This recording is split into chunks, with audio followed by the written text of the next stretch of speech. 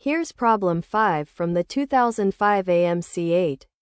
Soda is sold in packs of 6, 12, and 24 cans. What is the minimum number of packs needed to buy exactly 90 cans of soda? The choices are 4, 5, 6, 8, and 15.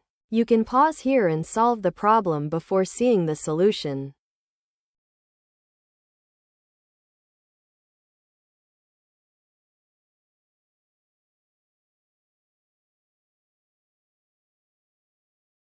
To use as few packs as possible, buy the biggest packs first. Take 3 packs of 24 cans. That's 24 times 3, which is 72 cans. And it leaves 90 minus 72, or 18 cans still needed. Next, take 1 pack of 12 cans.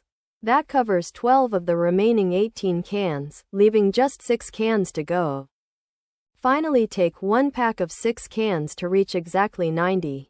Adding up the packs, 3 plus 1 gives 5 packs. So the answer is 5 packs, which is choice B.